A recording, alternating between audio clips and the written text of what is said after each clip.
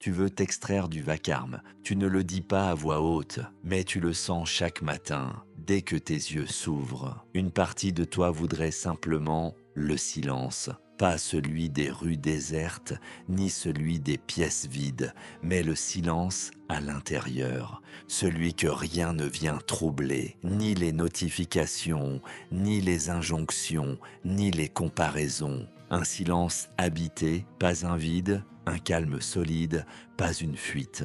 Tu peux l'atteindre. Tu peux construire cette paix que personne ne pourra plus te voler. Pas en ajoutant, en enlevant. Imagine une vie où le chaos extérieur n'a plus d'emprise sur ta paix intérieure, où les cris du monde se brisent contre les murs de ton calme, où tu n'es plus le réacteur, mais le centre. Ce n'est pas un rêve de moine retiré dans les montagnes, c'est un chemin, et ce chemin a 3 piliers, 3 sagesses que les anciens ont laissées pour les âmes comme la tienne. Le taoïsme, le stoïcisme, le minimalisme. Le taoïsme t'enseigne à arrêter de nager à contre-courant, à cesser de penser que plus tu contrôles, plus tu vivras. C'est l'inverse. L'eau gagne toujours contre la roche, non parce qu'elle est forte, mais parce qu'elle sait plier. Elle contourne, elle accepte, et puis elle transforme. Arrête de forcer, arrête de t'obstiner contre la vie comme si tout devait se plier à ta volonté. Il y a des choses que tu dois embrasser pour les dépasser. Il y a des douleurs que tu dois accueillir pour en faire de la clarté. Ce n'est pas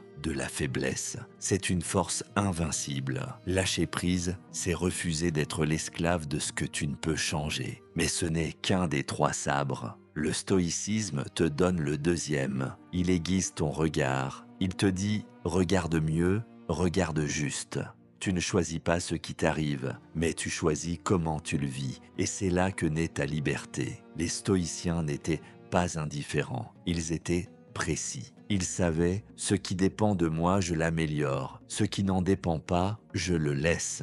Tu veux la paix? Commence par dompter ton esprit. Chaque jour, note ce que tu peux changer. Et tout le reste, rends-le à l'univers. Et vient le 3e pilier, le minimalisme. Pas une esthétique vide, une rébellion, un refus des trop-pleins, moins de possessions, moins d'illusions, moins d'exigences irréalistes et plus d'espace pour penser, pour respirer, pour être. Le monde veut que tu t'éparpilles, que tu remplisses chaque seconde, chaque mètre carré, chaque pixel. Mais toi, disciple, tu peux choisir autre chose. Tu peux choisir la clarté. Tu peux dire non à ce qui t'éloigne de toi-même. Et c'est en faisant moins que tu deviens plus. 3 disciplines, un seul sommet, ta liberté intérieure. Écoute cette histoire. Un jour, un vieil homme perd son cheval. Tout le village dit « quelle malchance ».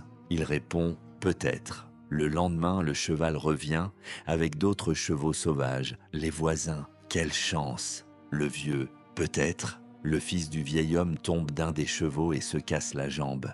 Quel désastre.